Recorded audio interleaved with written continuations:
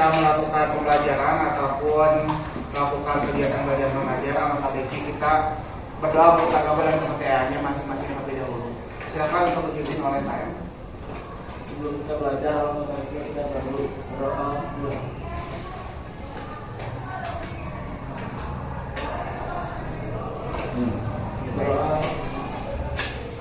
Izin menyambung salam tentang sunnah. Assalamualaikum warahmatullahi wabarakatuh. Waalaikumsalam warahmatullahi wabarakatuh. Baik teman-teman semuanya atau anak-anakku semuanya, di sini saya akan menjelaskan terkait untuk bagaimana pengaplikasian dari pendekatan deep learning. Nah, sebelum kepada pengaplikasian, bagi teman-teman semuanya atau anak-anakku semua yang ada di sini, apakah ada yang berani untuk mengutarakan terkait kemarin tentang pendekatan deep learning ataupun pemahaman dari deep learning itu seperti apa? Ada yang berani? Silakan, berani nggak? Apa yang sudah tadi saya sampaikan di sini, teman-teman gak usah tegang, teman-teman bebas untuk mengutarakan ataupun bebas untuk mencurahkan apa yang ada di pikiran teman-teman semuanya.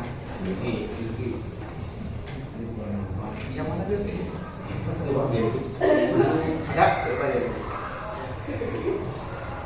Ada lagi yang lain dari cowok-cowoknya?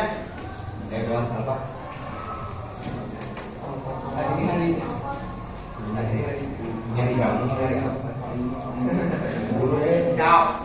Nah, sembari menunggu teman-teman semuanya memikirkan ataupun mengumpulkan keberanian untuk berbicara terkait apa yang sudah dipelajari kemarin, mungkin kita bahas ataupun kita ulas secara singkat terlebih dahulu ya terkait deep learning itu apa. Nah, kita bedah dari satu-satu kata.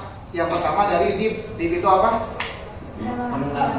Mendalam. Learning. Pembelajaran. Berarti deep learning itu apa? Pembelajaran mendalam.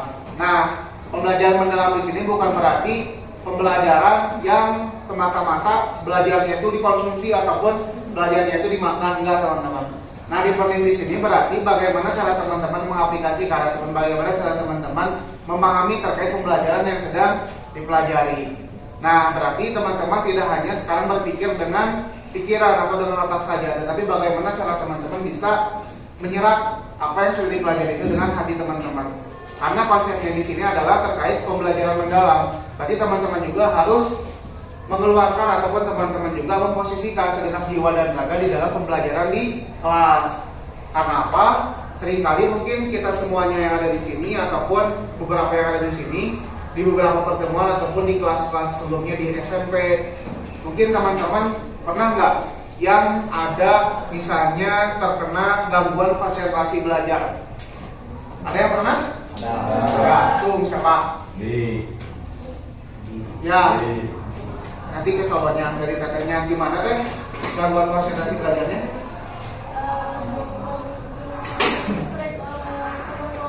Sama kali saya teman ngobrol, siap. Dari akan-akannya barusan. Ya, itu paling Pak, yang berisi banyak yang gangguin ini itu mau ngomel Pak. Oh, siap. Yang lainnya? Ya, yang lainnya ada?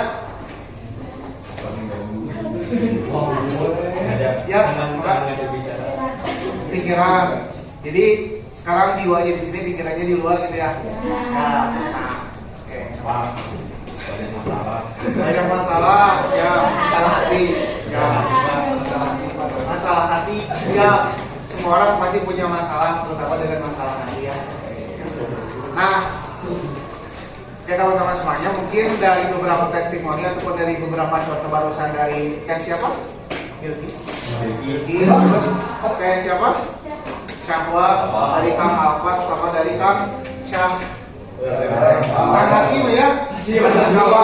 Jelek.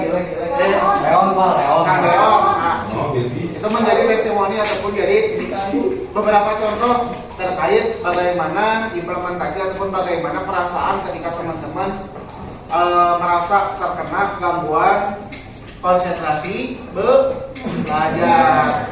Nah, yang dimana salah satunya teman-teman misalnya sekarang ada di kelas ini, tapi pikiran teman-teman itu ada di luar. Karena itu ada beberapa hal, misalnya karena ada permasalahan di luar, ataupun karena ada suatu hal yang belum dibereskan di luar. Misalnya teman-teman nih di luar tuh ada yang udah kerja, sambil kerja belum di sini? Banyak. Ada yang gojek? Ada yang lain? Ada kalau baru. Bisnis Pak. Oh siap. Bisnis. Nah mungkin itu sebenarnya tidak disalahkan ya teman-teman semuanya. Cuman hal-hal seperti itu nantinya akan menjadi hal yang mendistract teman-teman, terutama dalam gangguan konsentrasi belajar. Karena ketika nanti kita sudah berada di jenjang pekerjaan ataupun teman-teman semuanya nanti sudah ada di pekerjaan ataupun sudah bekerja, maka teman-teman akan terbagi kepada beberapa hal nanti pemikirannya. Yang dimana kan sebenarnya teman-teman semuanya kewajiban yang pertama itu adalah belajar ataupun mengenyam bangku pendidikan di SMK selama berapa tahun? Ada yang 4 tahun, 5 tahun? Enggak, selama 3 tahun. Nah, di situ sebenarnya harus difokuskan oleh teman-teman semuanya. Namun kalau misalnya kita berbicara terkait untuk faktor-faktor lainnya, misalnya seperti faktor finansial, faktor ekonomi, dan faktor lain sebagainya, itu pasti mengharuskan teman-teman semuanya, misalnya masih sekolah juga harus sudah bekerja. Nah itu mungkin tidak disalahkan teman-teman semuanya, hanya mungkin untuk tindak lanjutnya itu adalah bagaimana cara teman-teman semuanya untuk menyamaratakan ataupun membagi atau menyeimbangkan antara fokus belajar teman-teman dengan pekerjaan teman-teman semuanya. Seperti itu. Karena ambil contoh saja, jangankan ketika teman-teman mengikuti ulangan ataupun ujian UTS ataupun UAS. Nah bisa dilihat juga dari keseharian teman-teman semuanya. Bukan berarti di sini saya menjudge ataupun bukan berarti di sini saya melabeli siapapun. Di sini tidak ada yang salah. Cuman tidak ada salahnya juga ketika kita mengambil sebuah contoh. Karena saya yakin teman-teman semuanya akan lebih memahami suatu pembelajaran atau memahami suatu materi ketika ada contoh yang diberikan. Betul? Betul. Ataupun ada analogi yang diberikan. Betul? Betul. Nah, contohnya saja misalnya sekarang teman-teman ada di kelas ini, tetapi pikiran teman-teman ada di luar. Itu karena mungkin yang pertama tadi faktor pekerjaan, yang kedua masalah keluarga, masalah percintaan ataupun masalah lain sebagainya. Hanya mungkin menurut saya pribadi ataupun alangkah baiknya kita semuanya bisa membagi ataupun tidak terjadinya distraksi ataupun tidak terjadinya kalau misalnya kata teman-teman mah ke distract, misalnya Pak ke distract sama hal A, hal B, hal C. Nah mungkin itu yang menjadi salah satu contoh ataupun yang menjadi salah satu gangguan teman-teman di belajarnya. Karena dari beberapa contoh ataupun dari beberapa testimoni dari sebelum-sebelumnya saya melaksanakan observasi di sekolah SMP, SMA. Nah yang menjadi faktor penghambat bagi teman-teman ataupun bagi seorang siswa belajar itu adalah yang pertama itu dari masalah lingkungan, yang kedua masalah keluarga. Yang dimana masalah keluarga dan masalah lingkungan ini pasti akan berpengaruh terhadap pola pikir teman-teman semuanya.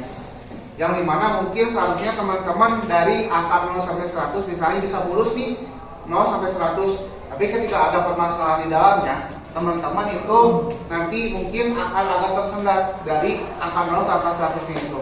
Karena apa? Karena teman-teman di dalamnya ada dinamika ataupun ada hal-hal yang harus dilalui oleh teman-teman semuanya. Misalnya ada permasalahan. Nah, pasti teman-teman mau beres dulu permasalahannya atau mau ditinggalin? Mau diberesin. Nah, berarti teman-teman dari range ataupun dari garis 0 sampai 100, maka teman-teman secara tidak langsung harus melewati dulu permasalahan